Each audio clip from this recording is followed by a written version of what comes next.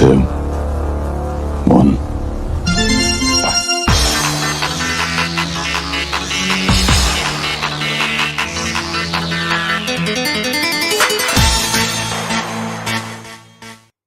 Hello, gamers, and welcome to Life's a Game. And did you check out the intro that Rock spent so much time on? It was actually great. I thought it was like one of them arcade things when you win a prize. But it had like Maximus Decius Meridius from Gladiator. He was doing it 1, 3, 2, 1. I thought it was great. What do you think, chat? Do you actually like the intro? So yeah, how is everyone this week? And welcome to Life's a Game, the 11th of the 1st, 2024. It's one of those things where the news is starting to come in, and I'll be here to talk about everything gaming related. It doesn't matter if it's the games or the tech that we all like to consume or be hyped about. So let me just actually pull up chat. I didn't actually put up chat before I actually started. I should have done that, but you know. And we've already got people in chat straight away. We've got Sanchez, saying hi. We have Roaster. He's driving home but listening. It's always a pleasure, even if you have to listen in or watch back. And if you are watching back and you want to leave a comment, then feel free and I'll actually get back to you guys if you agree, disagree, or just want to give some feedback. It's all great. We have Case Ball in there as well. It's always great to see people staying up a little bit later from our side of the pond and enjoying. So he says, evening Hoults. Roster said, I work until, I can imagine that in US time. But I'm glad you're here. And Caseball starts off and says, hope you have played Prince of Persia. Now, what I've actually been playing this week, I've been playing The Last of Us Part 1 on PC. Why I've actually jumped into this one is because Part 2 is coming out next week. I think it's the 19th of January. So I wanted to sort of recap on the game and see how I feel about it with the different mechanics from like the Part 2 coming into Part 1, but still having the same story.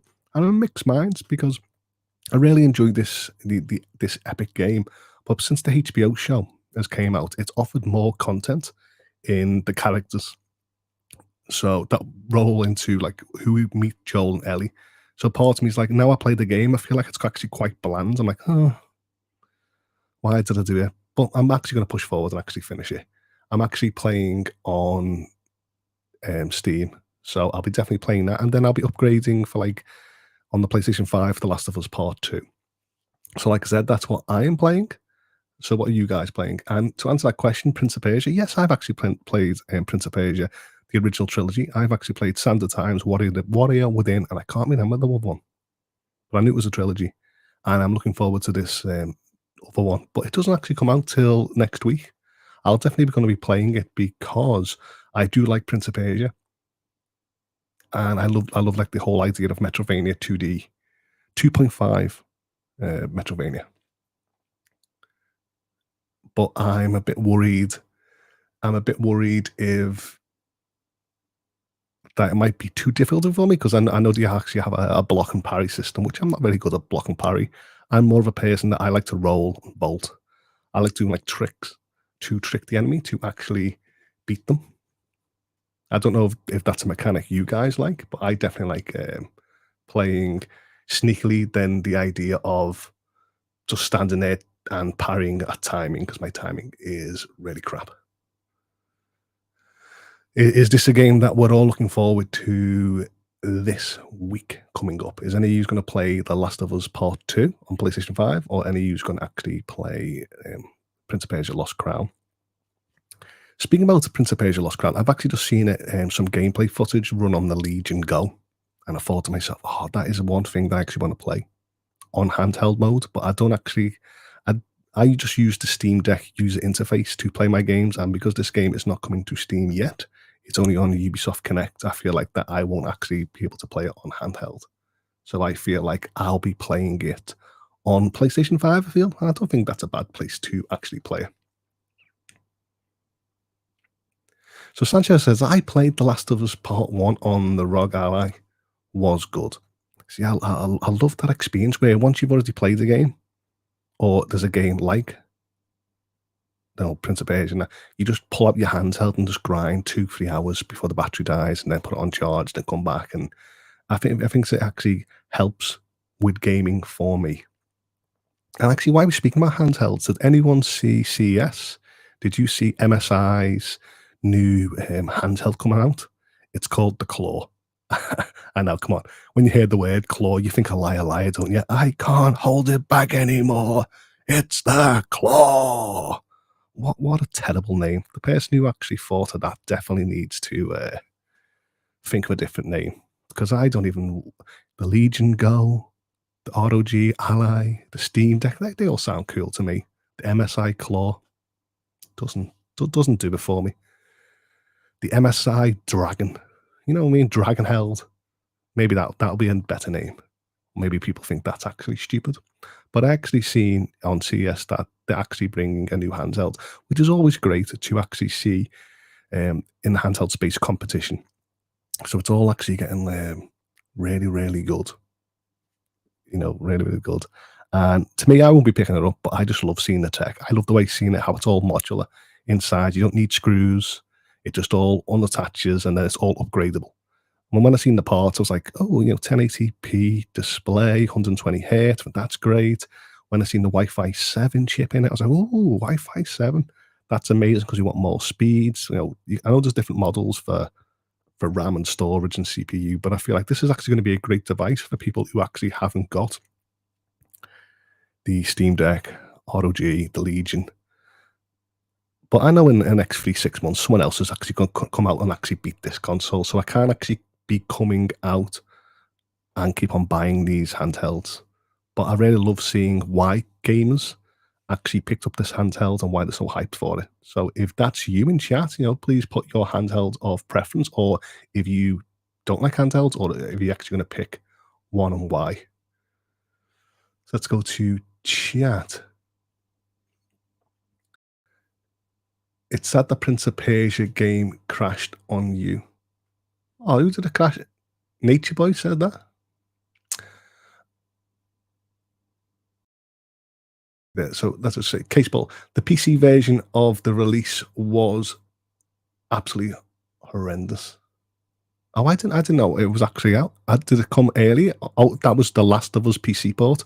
Yeah, I was actually thinking about the pop, but yeah, the Last of Us Part One. When I actually got it on pre-launch, I pre-ordered it, and then on launch, it just didn't work, and I just refused to play it until it was fixed. And I don't like the idea. I don't like when things come to PC as a port and it just flops, because the PC is supposed to be like the best place to play places and play games, and it just really upset me. Router said, I pre-ordered Pop for Xbox, so I'm all ready. Rouster, is that actually Play Anywhere game? I think I should actually check that, because maybe if it's a Play Anywhere game, maybe I would like to actually have it on my Series X and PC. So I'll have to check that before I actually buy. Because usually I'm that type of gamer where I like doing research first, close to the release date, to see where I want it. So if I want it on Steam, so I can have it handheld, or is it on GeForce Now? Do I buy it on this, or do I buy it in certain places? That gives me the most flexibility in gaming. So I think that's a very smart way to think of in my mind. Yeah, Roaster, the Claw. I know a few people have been putting memes like Toy Story. When the little aliens go, "Ooh, the Claw, choose and pick who." I know I've seen a few of them on the internet, which is actually quite good. But my brain went straight to Liar Liar. Both great movies. Sanchez says, I grinded The Last of Us during my lunch break at work. See, that's perfect, that, isn't it? Sneakily bringing a console in, relaxing. Well, it's not sneakily in it. And just sitting there at your desk or whatever, playing the game. It's like, 16, 20 hours long. So I think that's perfect. Possibly 2 weeks. 2 weeks to do. I'm a bit worried eating food around my devices, because I'll probably just get all food all over them, and I definitely wouldn't want that. Definitely wouldn't want that. I know it's easily simply wiped up, but I'm very a klutz, especially with liquid. But it's actually good to see that people actually bring their handhelds on the go. At the moment, I'm a bit worried to bring I can bring it to a hotel room, but I couldn't bring it to places where I couldn't trust myself, because I might actually leave it or accidentally damage in transit. So I don't want to do that. But no one in chat actually said they are looking forward to it. So we shall move on. Also, one thing that really impressed me in CES, did any of you see the televisions? I was really impressed by the televisions, especially from LG and Samsung. Did you ever see that transparent TV? I mean, to me, I think it's very niche, but to me, I was like, wow, look at that. Transparent TV where the OLED pixels become transparent. If you haven't got black shining through it, it's just transparent, makes the whole screen look like a piece of art, or you can look through it, your backdrop, or you can make it look through your window or stuff like that. I thought that was actually quite cool. And then you bring up the the back screen to make the TV sort of illuminate the pixels. I thought that was a great concept, but to me, I definitely couldn't have stuff losing quality because I think that's what will happen. You've got a gimmick and it'll lose quality. But for the people that love all this idea of technology and having more artistic style in their room, I thought it was a great little idea for them, but not for me. I don't know if people in chat would actually really want a transparent TV, especially at the cost of entry. It was ridiculous. And another one that I seen, did you see that like connected box that does like wireless charging to your telly? Charges your TV wirelessly. To me, I was like, oh, that sounds very interesting, but I think I'll just stick to the a wire going directly into TV. It sounds more safer. And why am I actually speaking about TV? I know there was a few people in chat that actually had LG models previously. And I know there was a B9, there was a C3 and stuff like that in from you guys in chat. And I was really interested in seeing what the TV OLEDs looked like in 2024. And of course, more peak brightness, more nits, and refresh rates are 144 hertz for people who actually want it. And to me, I was like, oh, that is very interesting. I don't know what the price to get these displays, but I know that I was looking at it, oh, very fancy for people who is coming into the gaming space or maybe want to upgrade. I thought seeing these tellies was a nice little touch from our favorite manufacturers, especially when you've actually got like 2.1 HDMI ports to actually really, utilize the power of the PlayStation 5 Series X or, a PC if you're actually using TV 4. And another one that I actually seen in CS, and I thought it was really funny because we were joking around about this the other day. We were joking around about haptic feedback, and I was saying that in the VR space, I would want more haptics, more like a vest. And Razer announced it was a prototype. They announced it was like a chair pad that does like bottom and back haptic feedback, so you can sort of feel rumble. When I seen that, I actually laughed. I thought to myself, "Oh, this is classic." I was just talking about this last week, and people were like, "Hoults, you're going to give yourself whiplash, or you're going to cause yourself injury." But when I actually seen this proof of concept, I thought to myself, "Yes, this is actually what I want." I know we joked around saying I wanted it in vest format, but yeah, it was definitely nice to see it in a chair. It was nice to see it in a chair. I'm just minimize this for a sec. But I know last week we were all laughing. I just have to refresh chat because not one was coming up. So let me just scroll up and go back to it.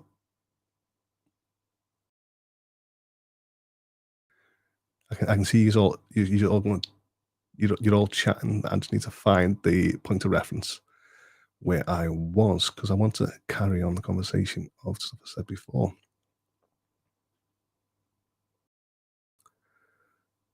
Yeah, so Rouse has just said that he's got two kids and they were seeing Toy Story, and especially when he actually seen the claw, it just popped into mind, didn't it? I wonder if like MSI is doing that intentionally so it makes you remember the gimmick. So like we just talked about Toy Story, we just talked about Liar Liar, that it makes us where should we go? That claw. I wonder if that's what it's actually making us. You will actually see some loads of memes and loads of videos soon with people being stupid with that claw running around the house and they're going to drop it and smash it. It's going to be comedy gold. Case Paul says, Sony going big on PC ports this year, by all accounts. I'm really happy that Sony is bringing games to PC at a faster rate. I know years ago they didn't want to bring games to the PC platform, but I'm really happy that now gamers from the PC side can actually play it natively and enjoy the extra benefits. So I'm really happy that Sony are actually taking what, a year to 2 years ish on some titles, bringing them to the PC platform, and I'm just so happy in double dipping. Because what I like to do is I love buying the Definite Edition, or I like seeing like extra content in the PC port, so I can compare my experience from when I played it back in console to a PC, and then I can play it on handheld. So I love all that. So I definitely need a lot more Sony exclusives come to PC. The one I'm looking forward to is Ghost of Tsushima. I actually really want that one to come because I thought that game looked really, really impressive on a PS5, and I feel it'll look gorgeous on a on a PC if it was well optimized. So I don't know if any of you are looking forward to other PlayStation 5 games, but I've literally got my Steam Deck is literally a Sony handheld. You might as well call it my PlayStation Vita 2 because I've got games like Spider Man, Last of Us, Sackboy, God of War. They're all there. So that's how I see these handhelds, and it's great.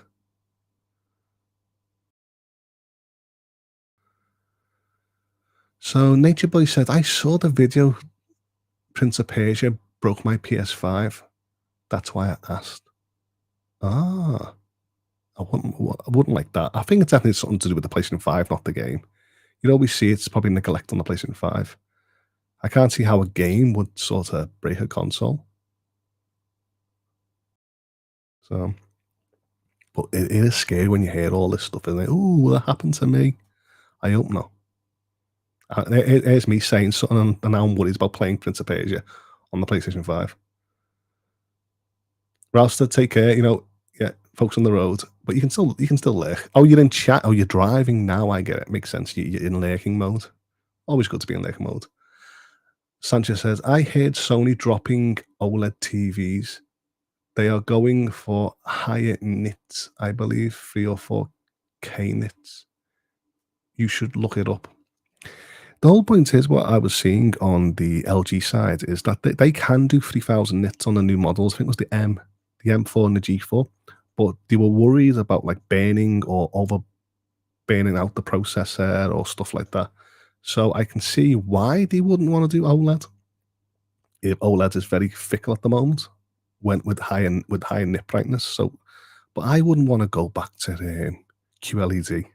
I think or LED. LED is such an old technology, and even though I can get the brightness, I just don't think you'll get the vibrancy of the colors. So to me, is I'll accept the nit brightness that I've got now on my display at that vibrancy than actually ever going above and beyond, and then see what happens with future technology. But if Sony's doing it, there must be a reason, because supposedly Sony's supposed to be becoming the king of OLED. In my mind, it's still the South Korea company LG, but yeah, I want more OLED. I think it just helps in gaming. The OLED Nintendo Switch, the OLED Steam Deck, OLED TVs. I think in my user case, because of my room being dark and stuff like that, I just really love it. I can always tell the difference between a OLED color and a QLED. Nature Boy says 4K is a bunch of hype, in my opinion. Having a great TV for gaming that's capable of higher frame rates. To me, Nature Boy, I don't really like resolution. Resolution is one of the most lowest stat, should I say, in my gaming thing. Me, I like ray tracing, high dynamic range. Then I actually like field of view and textures. Then I like aspect ratio, so a larger display. And then I actually like frames, then resolution. A lot of people sit there and go, "Oh, Hoults, that's the most weirdest thing I've heard," but that is what I actually like. I'd rather have better texture packs than ever worrying about resolution and stuff like that. So when I talk about 4K in streaming or watching stuff on telly, I'd rather have a better panel that can output better vibrant colors when I game, stream, whatever I do on the telly, than actually ever worrying about resolution. So that is why when I'm hearing the marketing term, "Oh, let's all jump to 8K," to me, I just feel like I am not ready to jump into 8K. I don't think I'll ever be ready to jump into 8K. There'll be probably 10 years before I even consider 10K, 8K. So to me, I think there's other stuff that I would want from a TV display. So, say we talk about LG Electronics, or Sony and stuff like that. I'd rather them produce a 12-bit color, a 12-bit screen at 4K, than ever worrying about pushing the native 8K resolution. So that's how I feel in gaming. And yeah, just to me, it doesn't matter if it's 60 hertz or 120 hertz. I've got displays that can do 240, but I'm not really interested in all that at the moment. And I wouldn't even sit there and say future proof because, like I said, I prefer a standard of HDR and the color of bit. Sanchez says it depends what you're playing. PvP is always higher frame rates. See, I'm not really a online gamer. I know a lot of people sit there and say frames is important, and I can generate frames and stuff like that. I was just saying overall, I would rather have these in my sort of experiences that I play. So I usually play single player experiences.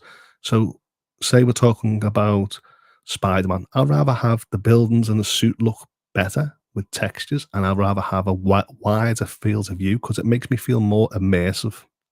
And especially with ray tracing and HDR, I think it just illuminates the screen better and it makes everything more vibrant. And especially with ray tracing or path ray tracing, it just brings new dynamics to gaming. And I feel that is what I want. I want something to look gorgeous on screen than actually ever counting frames. But if you're the type of gamer that you prefer shooters, there's nothing wrong if you prefer frames, resolution, or whatever.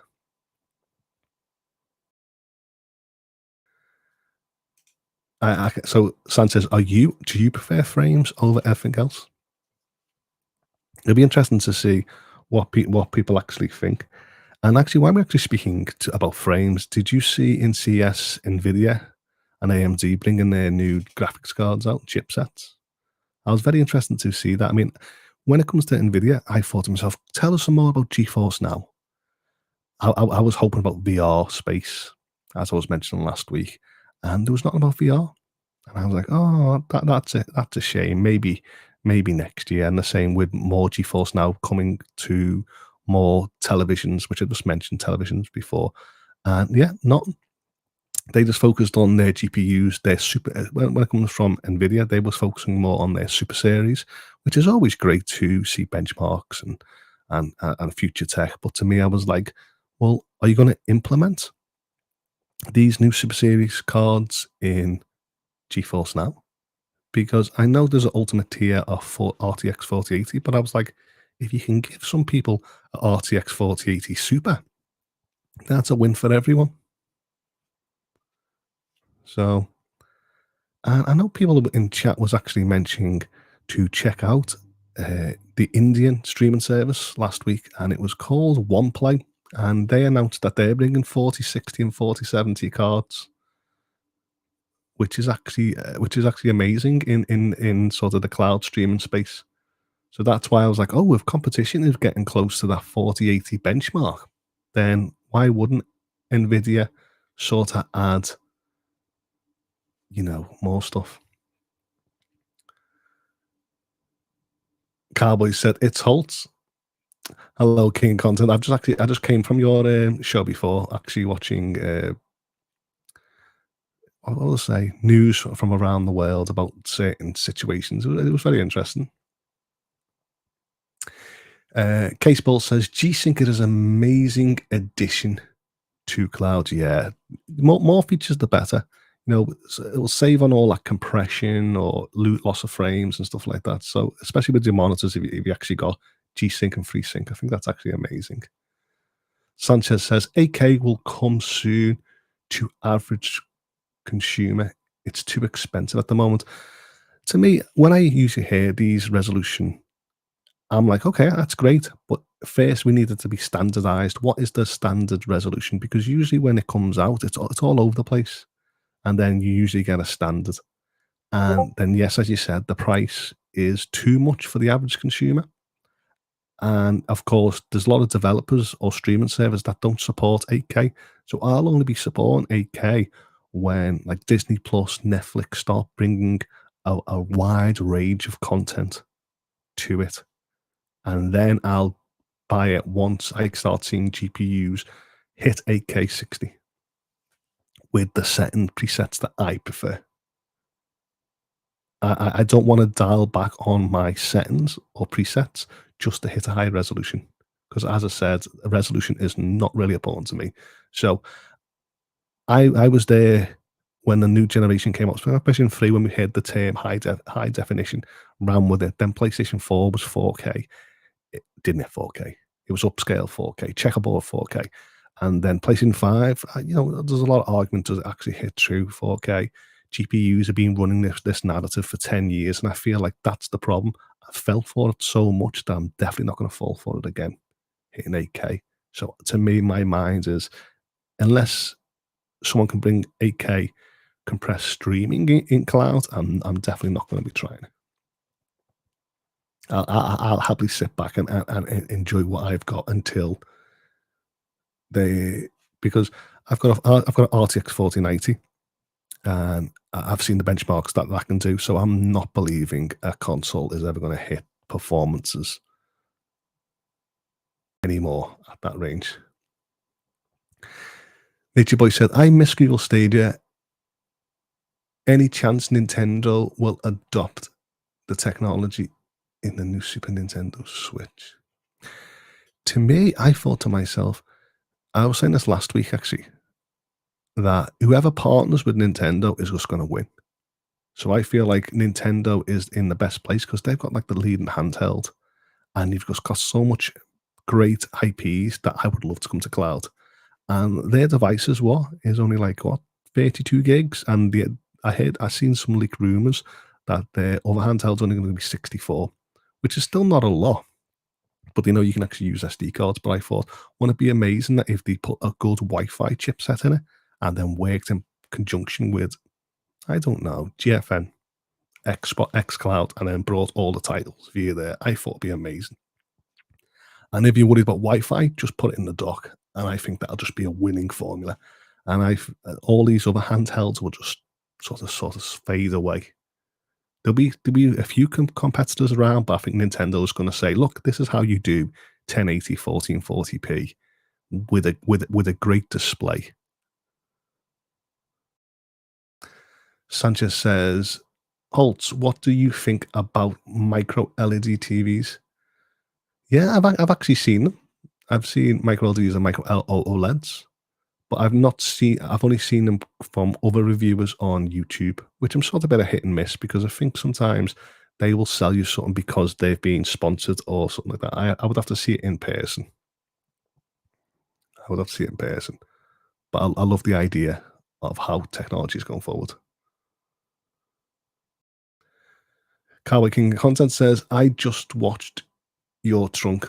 Yeah, I think that's amazing. The what Cowboy's talking about is he was on his stream. He was talking about car theft, about uh, how it suddenly needs modifications to upgrade your car. And I just put a little funny video of like the idea of someone breaking in a car and the monkey's sitting in the back seat and it just whacks you over the head to the burglar. I mean, that was 15 years ago. That was YouTube 15 years ago, and I thought it was hilarious. But anyway, I digress. Case Paul says, big rumors at work that Nintendo will rely heavily on GeForce with Switch 2. There was a lot of leaked information about the Switch 2. And to me, I'm like, come on, Nintendo, you need to drop the Direct. You definitely need to drop the Direct soon. End of February, start of March. You need to start telling us when this fully state of the Switches. To me, my mindset is in happily drop it in September, let people get pre-orders done, get the first shipping out, and then make sure you got a big batch for Christmas and you're on a winning formula.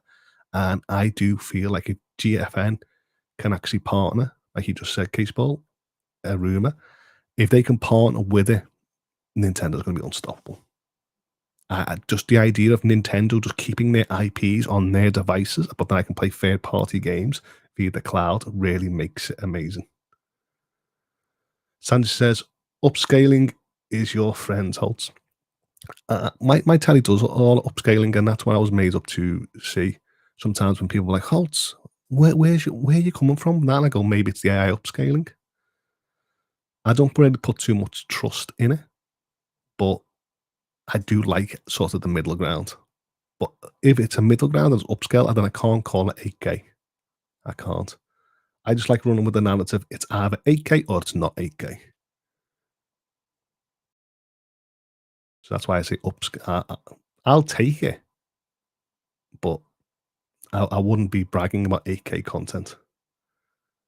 That's why a lot of people say to me, Holtz, you're watching 4K streams, but it's compressed. And I'm like, still good. To me, when I watch a 4K Dolby Vision movie, I'm like, it's not that much different from a UHD. I know a UHD is going to look better sound, better quality, but I don't think it's vastly, especially when it comes to price to performance. What a UHD is about $30. Get it on iTunes for half that price. So I feel like I can accept the quality, even though a purist will really disagree. I know, Sanchez, you are a collector of UHDs, if I can remember correctly. Baseball says the Snowdrop engine works very, very well on the dev kit. I was actually reading, Caseball, that a lot of devs have actually got hold of this, and they've spoke highly about it. So I thought to myself, come on, what games would you like for the Switch 2? Are they going to bring a new IP or old IP? Are they going to bring something Mario-esque? I'll happily take a new Mario. I'll happily take if Metro 4 was the launched game. What about you, chat? Is there a specific game you want from Nintendo that you think will be an amazing launch? I know I just mentioned Mario, and I just mentioned Metro 4, but I would also take Breath of the Wild remaster. But to me, it's got to be at a price, with upgrade price. It has to follow Sony's point of view, where it's like $10, £10. I won't be happy if I'll be paying full price for Breath of the Wild remaster. And that is why I'm very skeptical about giving up my Switch. I've got a library of 80 games on my Switch, and I feel like I want this library to be carried over to a Switch 2. It's got to be backwards compatible, or it's got to offer whatever games I own becomes part of Nintendo Switch Online when it's ready. And I'll accept that. I'll accept that.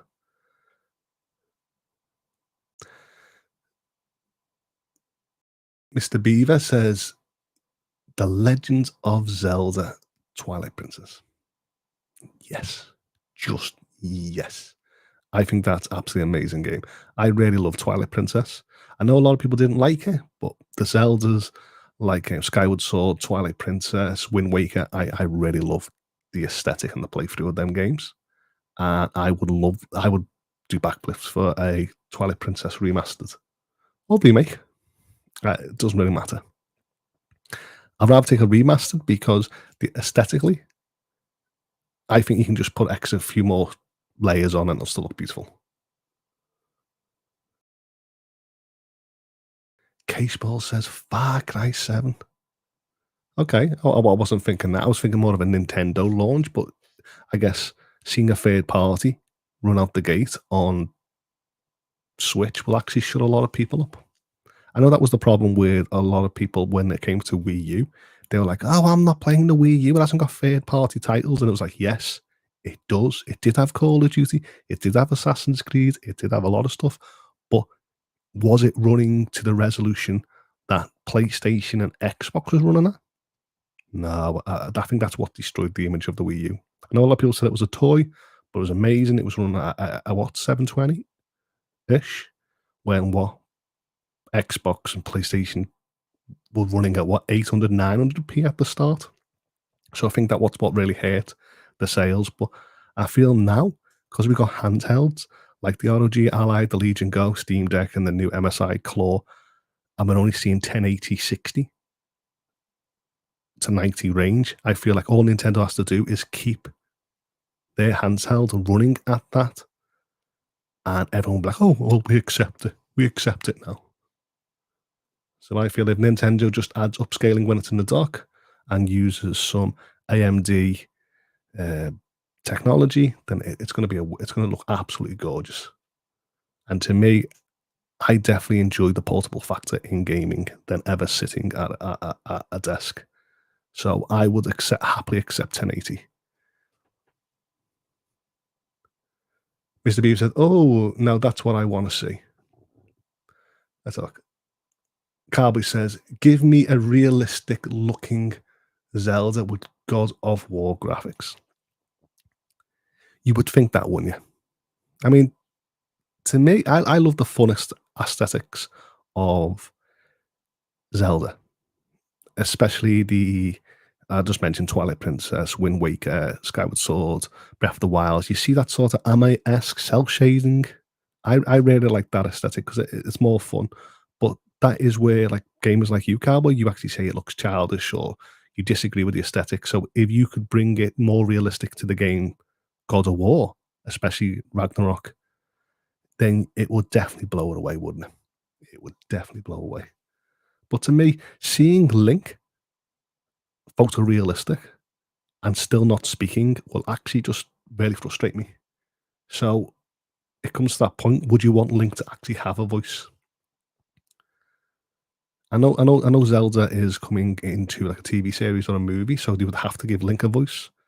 So do you think Nintendo should just come out with it first and appoint a voice to Link and then make it photorealistic?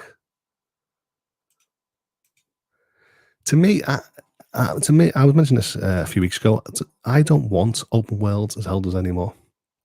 I feel like that with Breath of the Wild, like, wow, this is amazing open world. Tears of the Kingdom, okay, this is sort of a slight step. It doesn't feel like a new game to me, but it's a slight step. And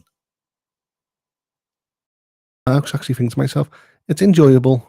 It's adding the hours. There's a grind. I'm seeing a lot of adventures, but to me, I'm like a semi-open world in a linear story will actually do me these days.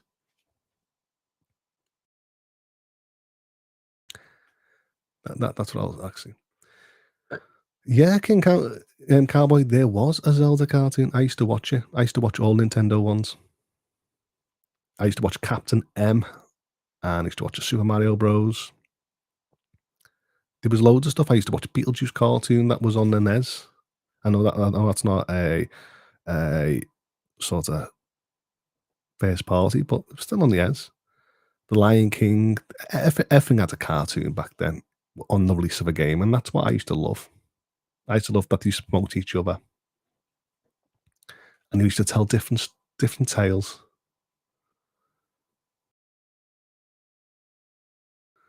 Nature Boy went, "You want realistic and crave violence in your games. That's what Metroid is for."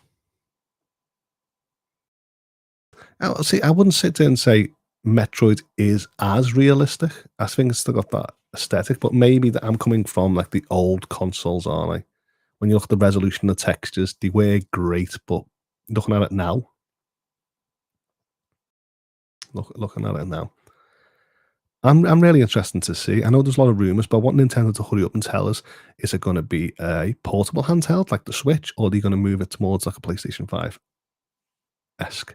All the rumors that I've seen, it definitely is a handheld, and I hope they actually keep the idea of Switch 2. I know someone in chat just said like Super Switch. I think that'll be a Nintendo something. You should call it NES. Nintendo E. So Nintendo Enhanced Switch. NES. I think that'll be a lovely play on words. So then when the OLED model has it, Super Nintendo Enhanced Switch. That's how I would want to go a little bit of nostalgia going behind there. I don't think I like the idea of calling it a Switch 2. What do you think, chat? Would you want to? What would you call the Switch 2?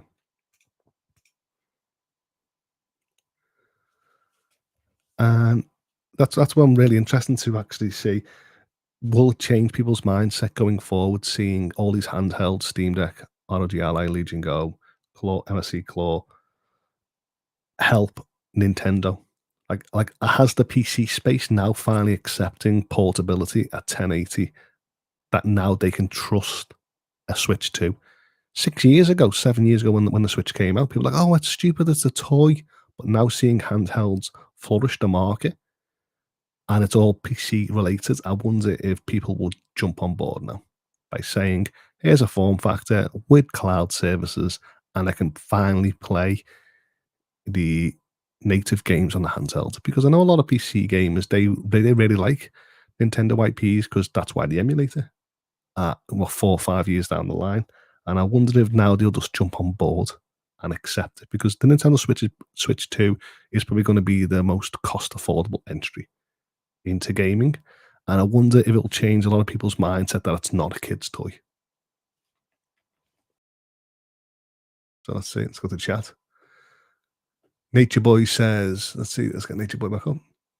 "I'm predicting the console will be introduced as the Super Nintendo." The Super Nintendo Switch. Nintendo Super Switchy. Eh, I can see it now on that advertisement. I don't want. See, I think it was actually stupid. I never would have got a clue what Wii was. And when he called it Wii U, I just never got it neither. I know there was a marketing gimmick like Let's Play Together or something like that with Wii, but Wii U, I thought it was actually stupid. I mean, I knew what a Wii U was because I was in the gaming space, but supposedly a lot of the people who were buying it thought it was a sort of an accessory to the Wii. So I'm wondering if people see Switch 2, will they actually know it's a Switch 2? Meaning not just like a sort of advanced model with what the Switch OLED. And to me, going back onto displays, I actually seen that, was it Samsung? Samsung's bringing a 3D display back out, but actually copying the idea of the 3DS, where the 3DS brought 3D out without needing 3D glasses. So Samsung is actually bringing, like, I think it was a prototype or something like that, the idea of bringing 3D back in without glasses. And I thought to myself, that's interesting. That. So I thought to myself, would you guys want to see Switch 2 with 3D features? Because I know a lot of people hated, they didn't know they wanted it at first, and when the 2D went to 3D, everyone was really impressed with it. So I'm wondering, with Switch 2, would you take a 3D element to it? To me, as long as it didn't have glasses and it really looked immersive in 3D, I'll take it. But I always have to remember, in my handhelds, I really prefer a longer battery than actually having extra bells and whistles. But I know a few people that actually love 3D. Caseball says, "Best cartoon ever, Dungeons and Dragons. Used to be fun." I never used to watch Dungeons and Dragons. I was never into a D&D style game. I never played the board game, card games, never seen any cartoons. My cartoon that I saw was like Pads of the Dark Waters, Mighty Max, all in the late 80s. They were very dark, Thundercats.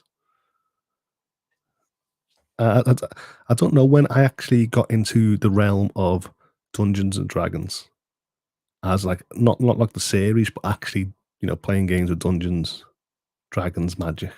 I think it's definitely due to Zelda or Final Fantasy. It's got to be one of them, mystical creatures. Because when I was watching cartoons, a lot of games I was playing were more adventure based, adventure platformers. So I know I just mentioned Beetlejuice, Lion King, Animaniacs, The Mask. There was a lot of games that I was playing that was a game and a cartoon, but they were more adventure platforms.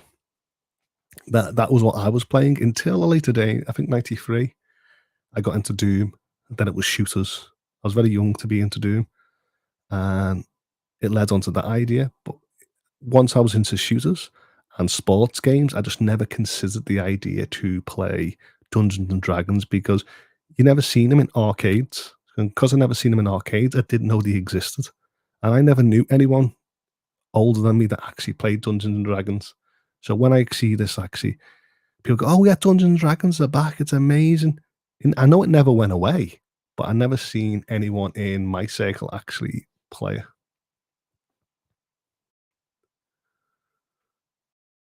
And that is where you see like Baldur's Gate and stuff like that be so successful, and it just brings so much nostalgia to gamers, and that's what I love about it. When someone speaks so highly about their hobbies or the games they passionate about, it really makes me happy and engaged, and it makes me wonder, why did I play that? Miss Phoenix says, "Bike and Mice from Mars." Yeah, that was a good one, wasn't it? That was a lovely aesthetic. Well, Bike and Mice from Mars. Uh, I loved all that.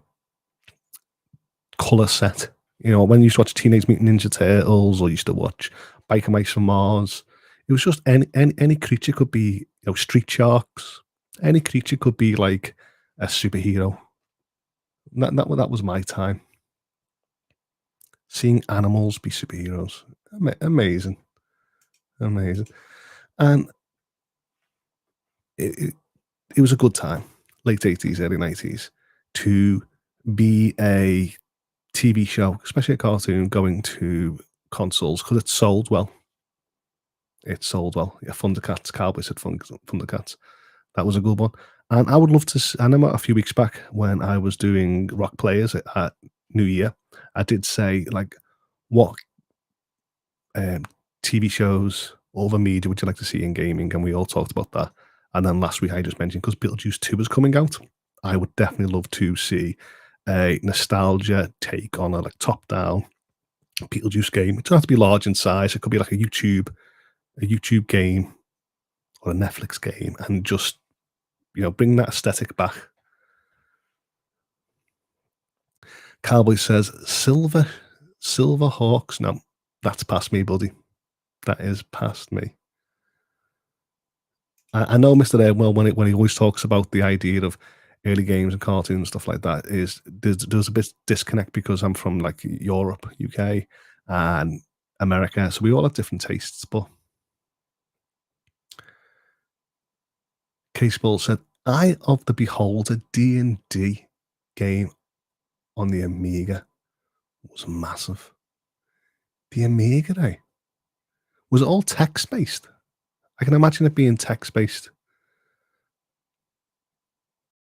Uh, so it used to just generate a story, and then you had them.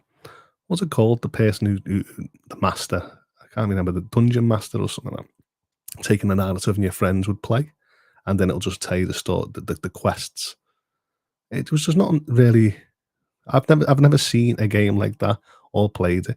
The closest to Dungeons and Dragons that I had story esque was them books. The way you used to read the story of the book, and then it then used to have choices, and then it used to say go to page 88 to carry the story from what you chose.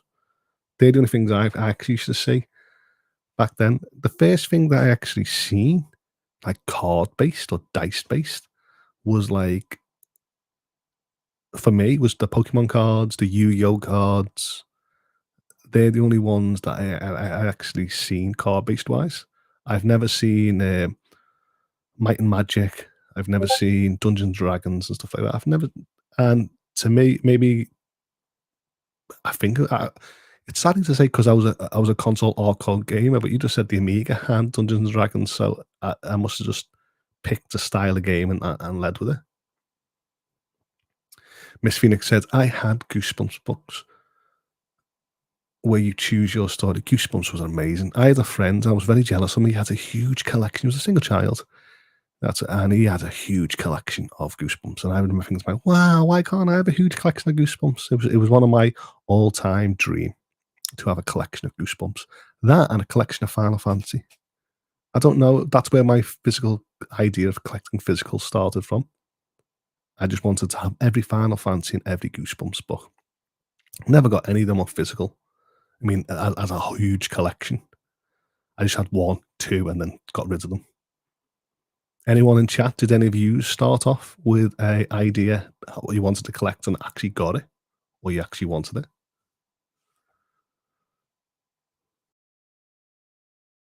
I actually bought my niece and nephew's Goosebumps game, and it was so disappointed. I think they had a disconnect because they never seen Goosebumps the movie, like Night of the Living Dummy and stuff like that, and they'd never seen the TV series. So when I said, "There's Goosebumps," it was just too dated. But Goosebumps was the go-to. Uh, what was the one? That was like Goosebumps. Are You Alone in the Dark? That was a great one as well. TV series. That was more like people used to sit around the campfire telling stories. I always wanted to do that. I didn't. Sanchez says Thundercats was one of my favorite cartoons. Also, Teenage Mutant Ninja Turtles from the early 90s. Yeah, Teenage Mutant Ninja Turtles amazing. And I used to love the games. Used to love the games. Played them in the arcade. Played them in the arcade, and I played them on the NES, the NES. I didn't. I wanted to buy the Shredder's Revenge and the collection for the handhelds, but I never got around to it. I never been hyped for it, but I just didn't think of it because there was other games coming out.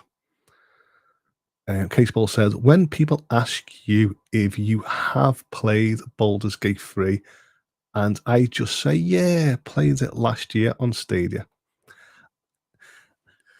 I actually seen a meme. I don't know who put it. I just seen it on like the social sphere. And when Baldur's Gate won Game of the Year, it went, way, Stadia won Game of the Year. And that's where I stand. Yeah, Stadia won Game of the Year. Because to me, I'm like, you can't have early access. Then the progression so far in, sell it to the market that it's on a Stadia exclusive, and then say it wasn't a Stadia exclusive game. It went to other platforms because Stadia died, but it should have been a Stadia exclusive. So to me, I'm like, to me, that deserves merit. So I'm the same. When someone says, "Where do you play it?" I say, "I played it in the cloud flawlessly, and I enjoyed it." Miss Phoenix says there was a Goosebumps game out in the 90s. It was so good.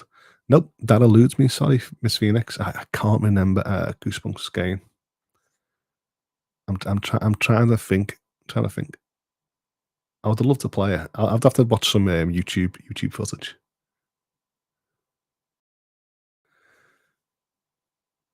Main event says Stadia Pro games announced for February. Yep. All the games you mentioned will be going to there.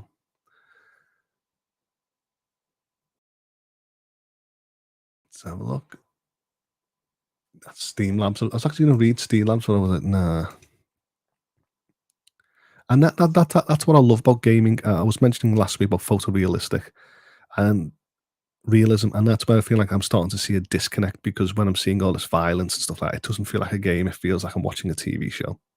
And part of me is like, oh, there's nothing wrong with that. But sometimes, like, well, I'd rather just watch it in TV format. So, like I mentioned at the start, I'd rather watch HBO Last of Us than playing Last of Us Part 1 because it's more visuals and stimulating and more developing in that format than gaming.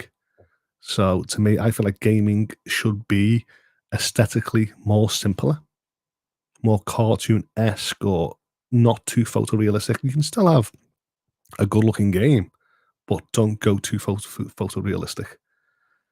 Um, Especially when it comes to a lot of the games I mentioned, like Zelda or cartoon games. I'd rather keep them in that thing with Prince of Persia and stuff like that. I'd rather keep them in these ways of gaming.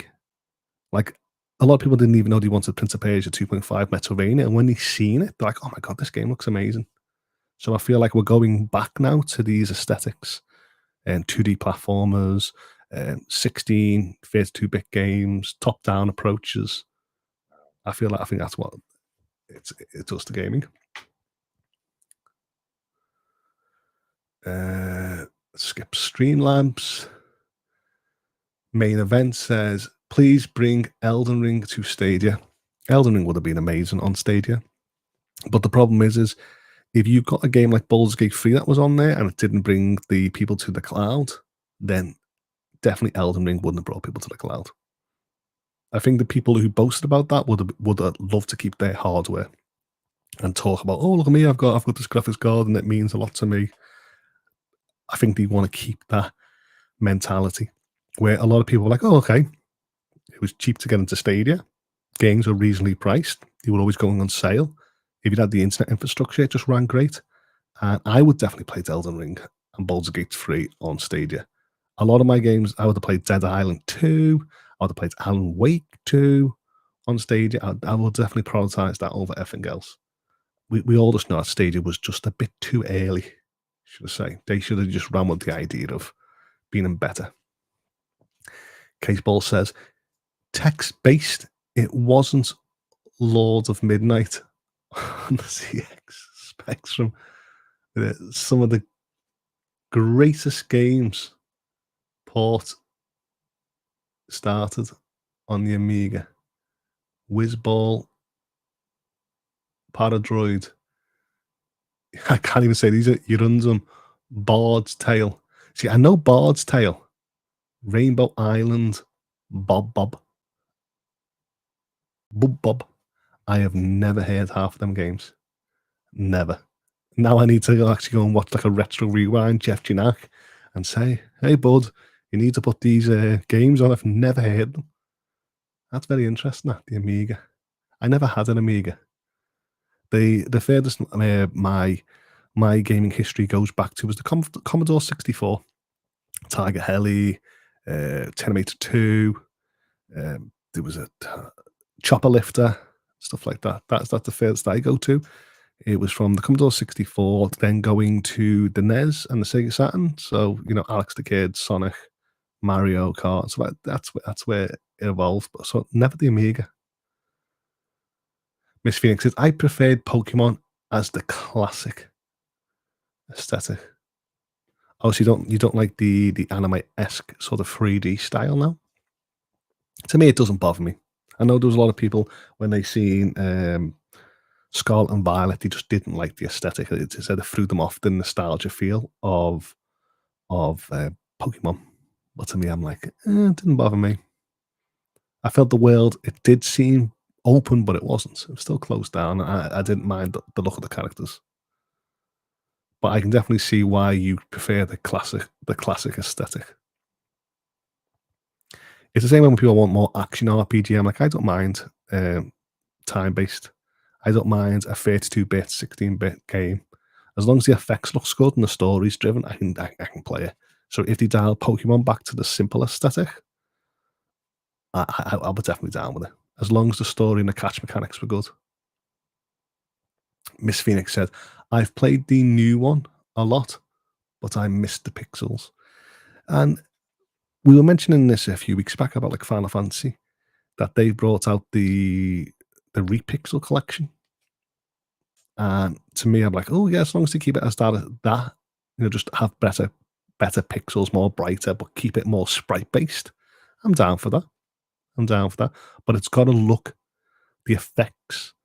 So I could play a aesthetic game like Pokemon or Final Fantasy, and the creatures just look pixel based, but the colors have to be vibrant. And then when they do a move, like say they do flamethrower, I want the flamethrower to look more intense. The effects have to look intense, so it looks like it's coming at your character. I'm down for that. And of course, these days I can't have simple bit music. I when I go back to nostalgia now, I can remember really enjoying the games because there was the game music, should I say, it was simple because there wasn't a lot of memory. But now when I look back at retro games, the tunes actually hurt my ears because they're very high pitched. Some of these tunes, it really hurts my ears. I'm like, wow, I like more of a softer approach. So please, if you want to keep the aesthetic simple, but please don't keep the music like that tinny noise. Oh my god. Miss Phoenix went, saying the FX Pixel collection is just too expensive at the moment. Yeah, I wish I had it. I wish I had it. I can wait. Part of me wants to get past Final Fantasy VII Rebirth, which is out in February, and then I can sort of look back at the Pixel collection. I'm sort of halfway through Final Fantasy VIII on the Nintendo Switch. I think that's a great platform to play it. Then go through 9, and what's it one? Once Final Fantasy 16 comes to PC, I will be playing that again and then seeing what's all that about. I only played it on PlayStation 5. I'm happy to play it on other platforms and see what happens. It's being said, but I also watching it as a future purchase. To me, I like adding stuff to watch lists. I just love sitting there saying coming soon, add to watch list, and then I forget about it until the likes of Steam or PlayStation actually remind me to buy the game, and then I'm all down for it. That's if I'm not too. I know in 2000 and end of 2013, I said I'm going to be a smart spender, so I'll see how far I actually get with that in sitting back and enjoying it. Another thing that I actually seen in CS, I love seeing small form factors, and I actually seen the was the ROG Nook, and this little small PC had a 4070 in it, and it just looks so gorgeous in a little small form factor. I'm like, wow, how things can just get smaller and smaller each time, and that's what I like. That's what I love about handhelds. That's what I love about cloud. And that's what I love about seeing nooks and stuff. But I just love having stuff in a form factor. You don't have too much heat, don't have too much noise, and it just everything's compressed in these beautiful cases. I don't know the price of graphics cards, and I know I've seen the Super Series, like 600 plus, depending on what you want. I know you can get it cheaper depending on where you build, or are you going to get a founder's edition of these cards, or you get MSI or stuff like that. To me, it's gonna be expensive to go on the 4000 series. I mean, the 4000, the 70 is usually very cost effective. It's usually the best one to do price to performance, and then you go down from the 60 to 50 and stuff like that. I was actually laughing on CS when I was actually watching the RTX lineup, because there's a lot of things on the internet. Is it called TIE, TIE, or is it called TI? And the guy said it's called TIE, but every time he was speaking about the GP, he was saying TI, and I was laughing, going, "Come on, you're part of the marketing gimmick here. You're part of the company. Can you just say proper 4070 TIE?" I don't know if any of you thought that was funny. That was just me from a tech space. But when I actually seen the ROG Nook, I thought that is exactly what I want, because I love the idea of Mac Minis. I love the idea of like HP used to do little ones. I can't remember what the name was, but they were amazing to just keep everything simple. So to me, having a little form factor PC you can put behind your TV is amazing. Of course, I prefer cloud first, because I'm not using my electricity, I'm not using power, heat, noise. But if I can't have cloud, then I would definitely take a form factor.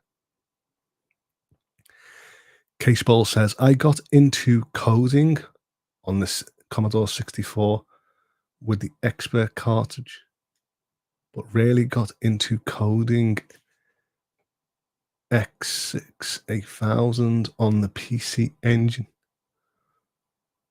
Was absolutely obsessed with R-Type. R-Type was amazing. The shit, wasn't it? In the early 90s, start 2000s, I actually bought I think it was RPG Maker, and I thought I was going to make my own RPG, but I just never got around to it. Just never got around to it. I mean, I know how to code. I know how to do C++, Java, Python, HTML, PHP. I know how to do certain stuff, but to me, when I see these younger kids now where they're coding, my niece and nephew, they sort of do a user interface where it will play a game. Say it was Mario, for example, and Mario will walk and fall off the edge, and then they'll tell the kids to open the syntaxes at the back, and then you'll do a drag and drop. You'll do a drag and drop feature, so it will say dot jump, dot run, dot something like that, that'll be a variable, and they'll tell the kids to actually insert it in and then play the script, and then Mario would walk and then jump. And it's getting the kids to see what happens when they compile the code, but also getting them to read the syntax and then see what the important variables are to actually make the game run. And I thought to myself, if I had that as a kid, I would definitely make the game by now. I'll definitely make a game by now. So I'm very jealous how coding has become more simpler, because years ago coding was pages and pages and pages as long, and now you can just compile it into shorthand now. It's good to hear, Caseball, that you were into programming, and you tried to make an earlier game. Was the game you were trying to make it like R-Type? I really loved R-Type. I really loved the aesthetics. It was like the shit was more pixel than the backdrop, which was space, and the lasers were more pixel dense. And then when the aliens, these big, huge eye monsters of blobs, used to just come on the screen at the end. Really, really good. I was really impressed with the what's it called? The creature development. Wow, what the hell is that in space? You can imagine that being in space. I used to always love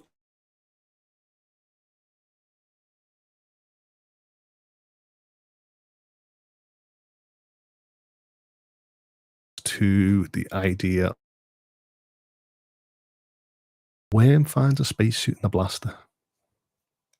I think when you look back at these characters, they just make me laugh. Even today, I love the idea of like Airframe Jim or like Freakazoid from the Animaniacs and stuff like that. These bizarre superheroes that you don't see now. I think the superheroes are so saturated now. So looking back does make me smile. And I'll definitely play an Airframe Jim game.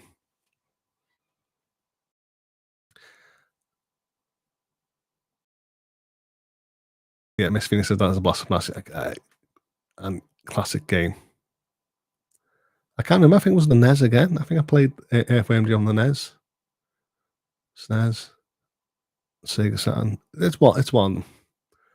Sandy says, I got a 6800 XT at release, almost 2 years, but need FSR 3 to max out settings at 4K. I might go next generation, but go for PC VR. Sanchez, what PC VR are you using? Can we see your AR glasses? Yes. Just give me 2 seconds. Let me just stop this video. As music, just give me 2 seconds so I just don't knock anything out behind me. I've been in a cleaning mood.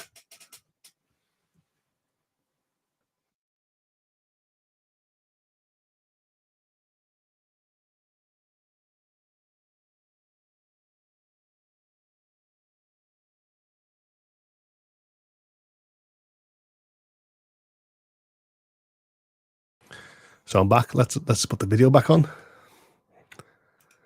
I've actually got a blur effect on. I didn't actually want to ruin the effect of the iron. So here they are. These are the Nreal Airs. I had a nice little case with them. And let's get back in position. And here they are. Here they are, Roaster. These are, give me your AR glasses, your boots, and your motorcycle. You know what I mean? Here they are. So let me just take my glasses off.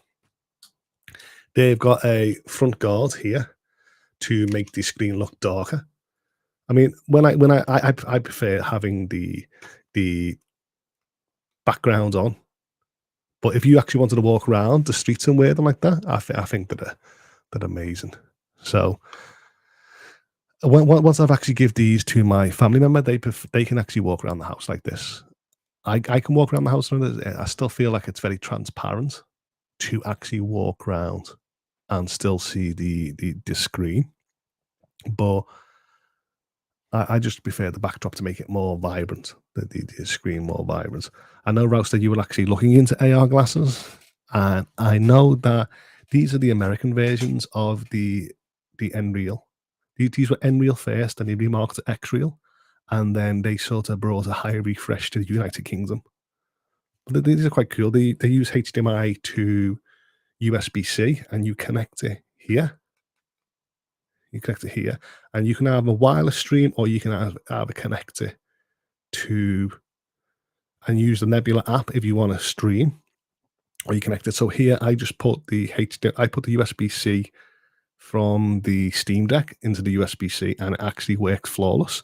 And then if I actually want to play the PlayStation 5, or I want to play, I've got the adapter to do any HDMI device. And it's actually quite cool. It's quite nice. Here, and I know if people are glasses users, there's my prescription just sort of floating there. It's actually a nose piece. You sort of put like a little triangle in like a phone, and you flip it up. In school, you use like $100. You probably get it cheaper depending on your prescription, and you just attach there. So it's easy to modify depending on people, but because they're mine, I use them. This got my prescription in there, and yeah, that's how I want to game in the summer. I don't actually walk around my house and watch them all the time because I've got a TV that's got more vibrance in the OLED quality. These are beautiful to watch a movie, YouTube game on, especially on the Steam Deck and stuff like that. But I wait more for like the summer when I want to sit outside and feel more aerated. Should I say not aerated? That's a K. Airy, should I say? So, if you've got any questions, I will answer. I will answer the questions, Roster. Let me just catch up with chat just before I go into AR glasses.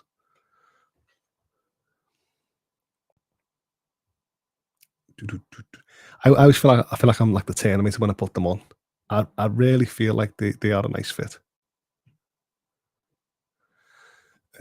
Miss Phoenix said, "I'm still thinking about picking up a Quest." Sanchez did Sanchez. So that's that. I mean, try it. Go into a shop and try it. VR is for a lot of people. I mean, to me, I feel like it's very familiar. There's a sweet spot that you have to find.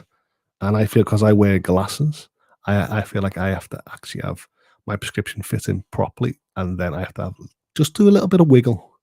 And usually, because I'm a mouth breather, I usually steam up the headset. So I have to put anti mist in it as well. Oh, virtual desktop. I've always wanted to use that in VR. I really did. Miss Phoenix. Oh, they look different to what I expected. Yeah, I think they're actually a nice little look. These, I feel like they do look like sunshades.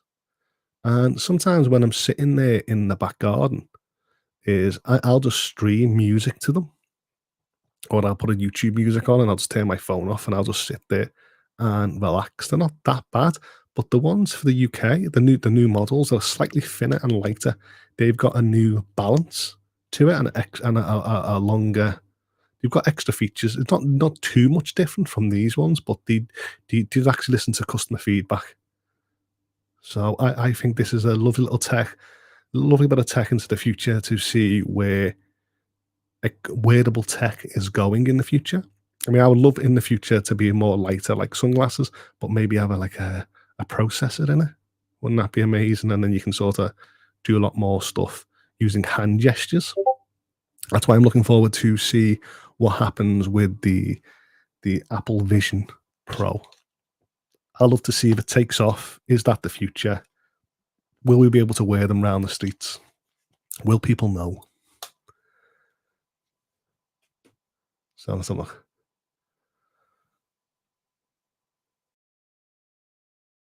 But if you want to ask any questions, I'll actually speak about the AR glasses that I've got. But there's loads of different options, Roaster. Lots of different options for if you want to prefer. Just like it's all competitive mumble jumble. I just got these because they worked out the box. To be fair, for the Steam Deck and the Switch and stuff like that. I could lean back and show you the little adapter. Now, what happens was the adapter makes it 330 inches, so it actually makes the screen look bigger. And with the what's it called? I'll just call it the adapter. You can actually anchor yourself. feet apart. So if you wanted to feel more closer to the screen, you can actually move yourself feet forward. Or if you wanted to be like in the back row of the cinema, you can just move yourself backwards, and the screen will still stay the size, but then you move yourself back. It's actually a nice little thing. They're not too expensive. It's just that if you wanted to get a prescription, it adds the price.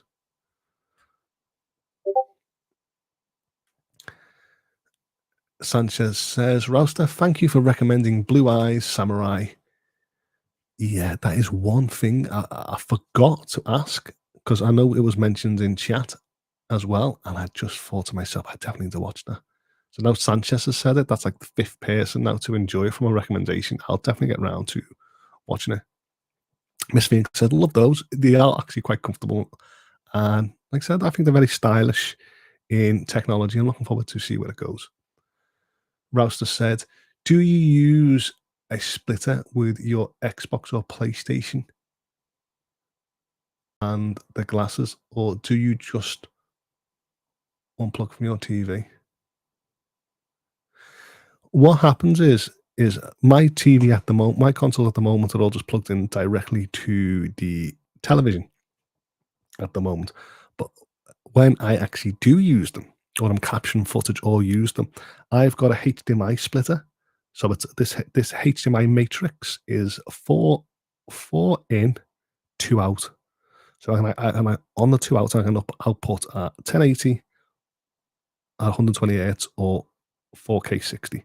So then what I do is when I'm catching footage or I'm using this, I just plug the HDMIs into this HDMI matrix, plug the HDMI to USB-C into the glasses, and then I just toggle the button switching between HDMIs. And that's the same if I was capturing with the capture card. I have all my devices in one. The HDMI pass through 4K 60 HDR goes to my telly. Then I'll play it on the telly and I'll let it capture it that way. But to me, why I don't have my consoles plugged in is because I prefer the vibrance of my OLED TV when I'm playing games. But when it comes to the Steam Deck or the Nintendo Switch or the G Cloud that has a HDMI out, I feel like because it's 720 to 1080, I feel like I can keep the portability and then also just plug them into the glasses. So that's what I like, having a portable device with a portable accessories. I think I'll be a bit worried if I plug them directly from the HDMI cable to a USB-C, just in case I accidentally move my head and knock the PC and the PlayStation flying, because it's mounted above me on like a sort of U stand. So that's why I like to sort of mount me HDMI matrix and do all the pass through there. But I would recommend it for anyone who's got limited displays or limited places. If you just wanted to sit on the couch, but to me, I just prefer my mobile phone, my tablets, or my handhelds to actually have a bigger experience. So if I wanted to, I could put, I don't know, my phone in my pocket, have a little wire or wireless cast to the headphones. And what I've done is I bought little USB-C power banks, no bigger than your nail. And it's just a USB pin on the top and a little bit, and it did give me about 2 hours, like 5,000 milliamps. I paid like $2 for them, and they're just so light. You just plug into it, and then they charge the headphone, they charge the glasses, and then I just cast it from my phone and have it that way. So if I was on the bus, I feel like I can get away with it. This idea, I mean, I've took them to a hotel before and tried them. They actually work. Amazing. Ross says, awesome, Sanchez. Glad you are enjoying them. Blue Eye Samurai. Sanchez says, I can see Miss Phoenix playing Zamba Amigo or Beat Saber. Beat Saber is always a good game, isn't it? Why I'm so upset about PSVR is I feel like there's so many PC VR. There's so many Beat Sabers alternative. I was on about 2024 Fitness one, and that just looked Beat Saber esque, and I was like, oh my god, are we still doing Beat Saber in 2024? Miss Phoenix said, I'm thinking about getting it, for Beat Saber to motivate myself in these miserable winter days. You'll enjoy it. You'll definitely enjoy VR if that's your thing. You know, when people walk in, they go, What the hell's that person doing?" And you're just throwing your arms, flailing them around, dancing, moving. It is a good little thing. So Miss Phoenix said, "Who is the manufacturer for those AR glasses?" They are called X-Real.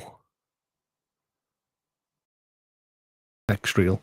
These are called the X-Real Air 2, and I think there's a new model now that's came out. Like I said, slightly lighter, slightly lighter. If you like that kind of look at the glasses, then yeah, definitely for you. I've tried them, so I can say if you want to walk around on the go and cast your phone or wired, or use a handheld, it actually is good. But if you want something, these are about a year old now, so if you want to actually see something that's actually new, maybe CS or something like that has actually brought something. A lot of competitors maybe be challenging for this spot. Sanchez, yeah, I actually have Zamba. It's fun. I would do Zamba in VR. Miss Phoenix said, I really like how they look, actually not far off from my sunglasses are like. Yeah, that's what I like them for. That's what I really like them for. Rock has joined the chat. Hello. Hello, Rock. Rudix. Rudix. I keep on getting hand pink waving and pink waving. And I know it's an emoji, but I keep on seeing the text. And I'm like, oh, good evening, Rudix. Good to see you. I've been seeing some of your footage of Spider-Man again, and yeah, is this the hardest boss in this game? I know I actually seen Rudigs, he was playing Lords of the Fallen. I actually gave him a message on PSN. I was like, hey, Rudigs, how is this game? Because I've got this sitting on my backlog, and he's definitely a guy I go to speak about these type of games or listen to his reviews, should I say. Rudigs says, just hanging with the missus. Want to stop in and say hi, Hoults. Always a pleasure. Yeah, it's always great to relax. If you had these AR glasses, Rudix, you could have just sit back, talk to the missus, and you could have had me on the screen. I mean, I don't recommend anyone seeing me at 330 screen, but yeah, you could do. You could do. No one would know. No one would know that they are these glasses. Everyone's saying hi to Rudigs. I hope you're all good. Ross says, "No, it's okay. I figured a splitter would be easier than unplugging the wire." Yes, it is. I do. I actually do have a HDMI matrix. I don't know why they call it HDMI matrix. I don't know if it's different because it's got like multiple inputs and outputs compared to HDMI splitter. Don't ask me the difference between a split and a HDMI matrix. Rouster says, "Thanks for showing us the X-Real Air 2. I heard the Ultra."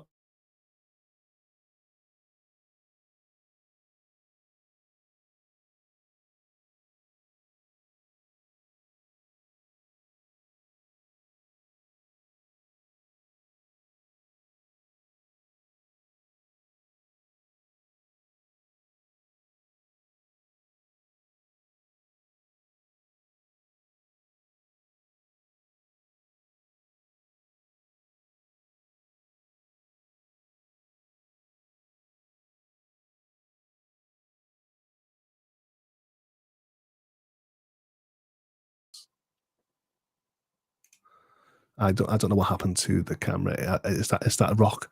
Is that the ninja hippo coming back in? I mean, I love all this thing about tech. To me, do I need these AR glasses? No, but I know you could have got these on mobile. I know a lot of mobile companies, when you buy a mobile phone, they actually do sell accessories, gaming accessories now. So if you ever look, Rouster, you could actually maybe get in contact with your mobile provider and pay it off monthly, maybe, if it's too much. No, I don't know what happens. The camera just went off, for example. Is any use looking at the Apple Pro Vision? I know it's a big, huge ask for that price range. But I'm really curious to see how it will push gaming going forward. So I don't know if any of you are interested in it. Rock's like, I'm in bed, and I'm always going to default to Rock now because like he was there last time. I was like, oh, there he is. The camera went off, and I was like, oh, what's happening here? I haven't ended the stream. But the last point of thing that I wanted to talk about today was GeForce Now Day Passes. To me, I'm like, I like the idea of that, but I don't like the price of entry. I mean, I can understand why you want a day pass, but to me, it's like you would need a weekend when you're out of work, out of school, out of racks, where you can apply the most amount of time to get max value for the money. Where me, I was like, why didn't Xbox just sell you uh, time cards to play your game? So, for example, for $16, $8, whatever it is, you give me 24 hours and then I can consume that in real time. Instead, give me a day pass that expired. Give me 24 hours in gaming. Depends how fast the game is, big the game is, how I waste my time, and just give me timestamps. I think that would have been a better approach, or just give me like 1 day, $1. So if I choose to have it for 31 days, I've just paid $31, which is double, is nearly double the subscription. I just do not understand who this day pass was for. Because me, I'm like, if you're going to play a game and you factor in your work, your school, your sleep regime, your eat regime, you're with your family, you haven't got much time to actually game unless you're constantly just sitting on a console or PC. So I feel like you're not getting much value. And if that's the case, then you might as well just buy, if you paid for 2 days, you might as well just have the monthly subscription. So I don't know what Xbox was, GFM was actually thinking, sorry. So it's Xbox. Why say GFN?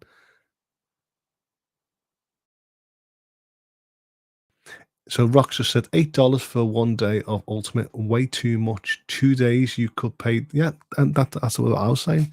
So to me, I'm like, maybe if you dropped it to $1 per day as a rolling contract, maybe, or you just added, it'd be simple. Click, do you want another day? $1. Click, do you want another dollar? So if I only wanted 10 days, that was $10. And if I wanted 31 days, that's my own fault for paying $31. And then next month, I'll factor in the idea of actually buying a yearly sub or a monthly sub. I just don't think the idea of having $8 is beneficial. Is beneficial at all. But I guess if you were a young kid, you had too much time on your hands, you knew you could complete a game in 10, 16 hours. I feel like it could benefit them, but I feel like you could rent a game for that price. Also, Sanchez says Apple Vision Pro is expensive. GFN Day Pass, not sure. It's a good deal. Ralph said, thanks with it. Thanks for the demo of Pop earlier, Rock. I pre-ordered it. Oh, I was have to go back and watch Rock's take on Prince of Persia. I want to see more people I can trust, and Rock's definitely a person that I can trust in the gaming space. As I've all used, I just don't like going to the big YouTubers with hundreds of thousands of views because I feel like they're just there for sponsorship, so they'll just say anything, and I just don't like IGN and stuff like that. Usually, when they review something, I'm like, yeah, it's IGN. If that was me playing it, I would add a few more points or whatever. So I'll definitely have to see Rock's take on Prince of Persia. I assume it's on early access on is it Ubisoft Connect? I didn't actually check on PC yet. I was just considering the idea of actually having it on handheld, but of course I've only got the Steam Deck, so I can't play it there. And I was just thinking like on PlayStation 5, which comes out next week.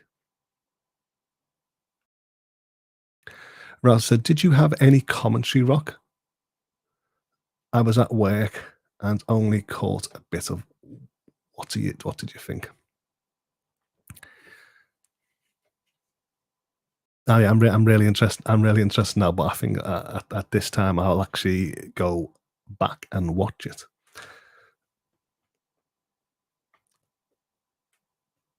Demo can be played. See, Rock, why I don't actually play demos is because it's not the full game.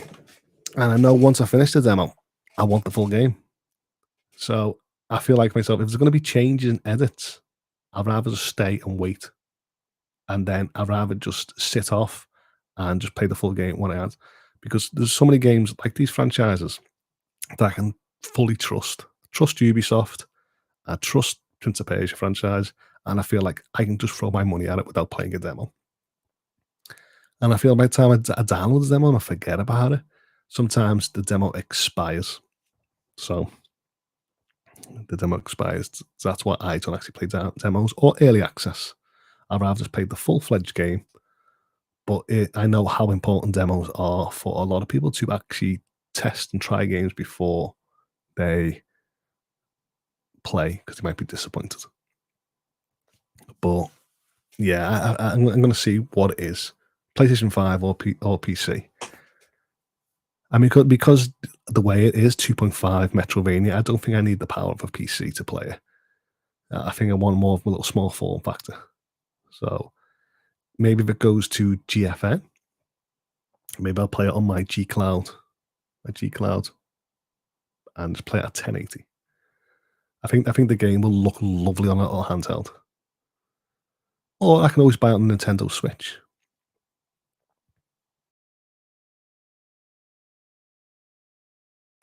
Rock said Ubisoft turned me down as an ambassador. Their loss. Their loss. I know you actually spoke highly about Ubisoft in the past, and I know you actually liked Ubisoft games.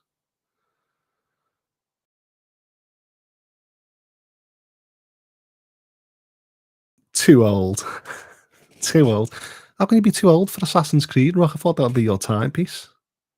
Prince of Persia. Weren't you as a squire? I've seen you as the prince's squire. I I don't know how Ubisoft could sit there. I mean, joking around saying too old and stuff. I just don't understand how because we've got all of us have sort of and more. There's older people than me. You know, me at 37 have grew up with the industry, and gamers have just got older. The average of gamers have just got older and older because the industry has grown with them, and they've grown with the industry. So I feel like when a person hits a point, they've got so much wisdom to relate back to, I don't know, Prince of Persia, Sands of Time, PlayStation 2, or older retro games. Or people can sit and go, remember the Prince of Persia game from '89, I think it was? Or like, and you go, okay, they can pull from their history. So I think like the older the better. Where a kid just sits there, I think a young kid, not saying a kid hasn't got an opinion, I'm just saying it's not as formulated as an older type of game, I should say.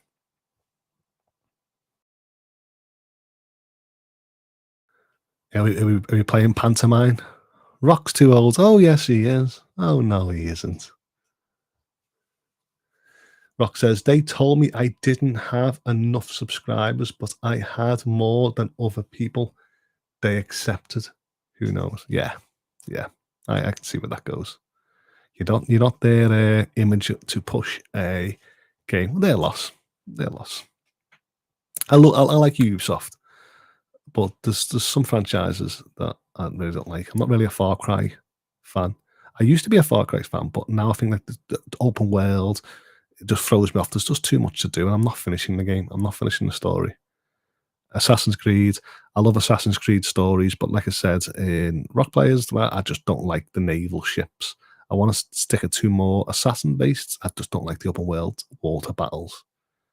I don't like capturing castles. I don't like all that stuff. And that's what populates the game. So I'll rather have more quality than quantity content. Me, when it comes to Ubisoft these days, I love the aesthetics of Prince of Persia: Lost Crown. I love Rayman Legends. Uh, I love Child of Light. I love the one about the war that just eludes my mind at the moment. So I love all that thing. So I think if Ubisoft could bring me more of them games, I would definitely play them on a handheld. Easy. So Let's just read some comments. Riva loves Assassin's Creed franchises.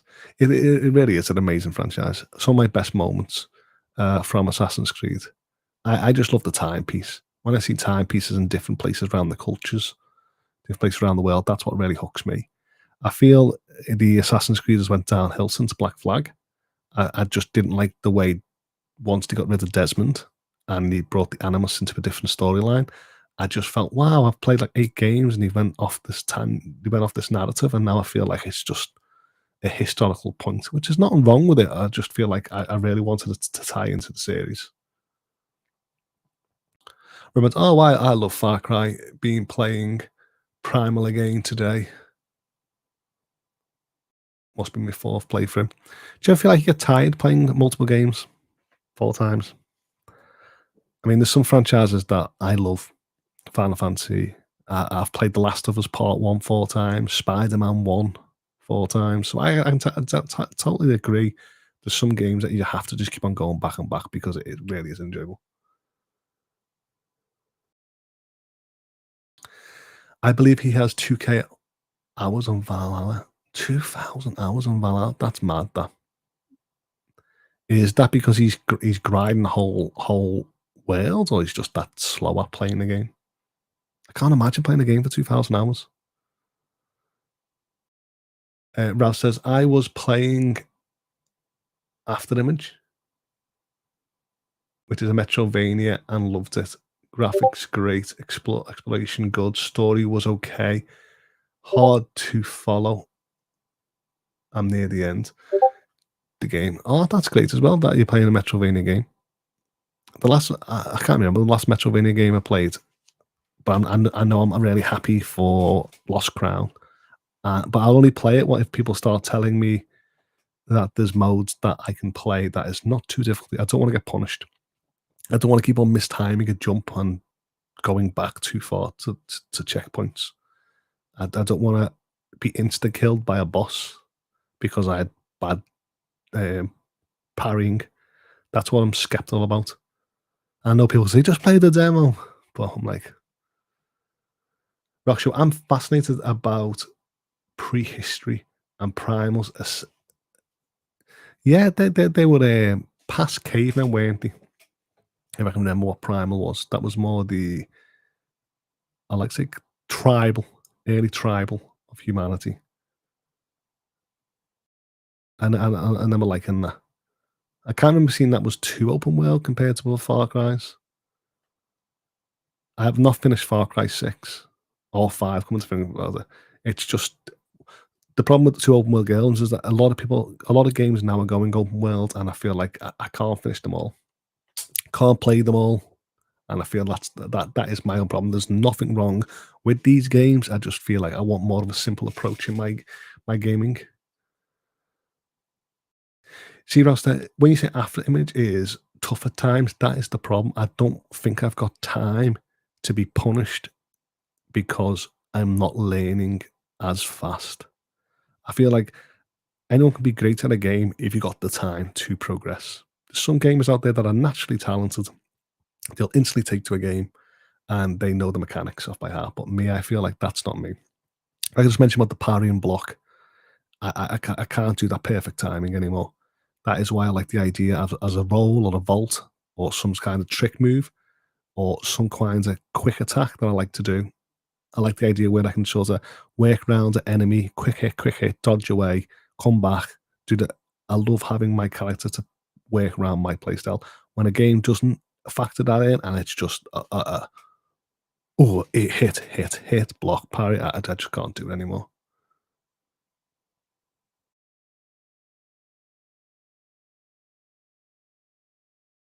Yeah, I like the idea where you can ignore the bosses and come back at a later time. But I feel by the time I remember them, I'm too overpowered. So Ralph said, I'm terrible at timing stuff. So if I can do it, most people can. There you go. Well, that's a good little. I'll take your word for it, and I'll actually have a little look. But that was me just talking about CES technology wise, and I'm really glad that you tuned in and brought some questions. it's getting late here now. I'm out of things to talk because I thought the news was a bit slow. I know the I know there's games that came in January, but I don't think there were games that hype up the media. And I'm sorry if that's your type of game that you've played a game in the last 11 days and it's been epic. But to me, I'm just like, there's nothing really news wise to sink your tooth in. I want to give a big shout out to Metal Wolf in the Rock Show Discord. He has passed me Outbreak, which is a 2D top-down survival horror game. I think he was saying that it was uh, made from a one-person development team. Should have been on Stadia, so I'm going to check that out. And there was another one, Outrail. I think it was Outrail, which was a shooting game, like back in the arcade days we used to be on the rail. Outbreak. So it was Outbreak 2D, and uh, had, and I'm actually going to play it this week because I'm going to actually speak to Rock and actually see if I can actually get a let's play. I'm going to see how I adapt playing a game to the idea of talking to chat, because I've got loads of brand new games coming out, but I've been given these two games by Metal Wolf. So one's a top-down survival horror, pixel, and one is a rail shooter, like you see, like House the Dead. You know what I mean? So I've got them, and there's a few keys floating around. So if I actually play it, review it, show it on stream, there might be some giveaways. But I'll actually get back in touch to see what happens and what if you would like to see that type of game. But I'm getting my capture card ready for the likes of Tekken 8, Yakuza, Like a Dragon, Infinite Wealth. I might actually have it for Prince of Persia, so maybe you'll see me play Prince of Persia, the full game, and definitely Final Fantasy Rebirth. There's loads of games on the PlayStation and PC that I'll be coming in a few months. So I feel like if you want to see some gameplay, I'll actually focus on a time slot. I think I want to keep on the same idea at 11 o'clock so I can speak to people at the same time. And yeah, because I'm relaxed at night at the same time because I don't want to be playing games just for the sake of playing games. But if there's any of you that want me to play a certain game, if it's on handheld, Switch, or you actually want to see some more of tech that I've got, if you're interested and stuff like that, I'll actually give you a review or an opinion on it. I hope you can trust me and I can trust you guys in your recommendations in gaming. So I'm getting a bit parched now. So thanks for tuning in. And if any of you's got a comment, please put a comment if you're watching this back, and I'll get back to you. Or if you want to put a comment if you agree, disagree, or you think of something afterwards, put a comment. I will get back in you.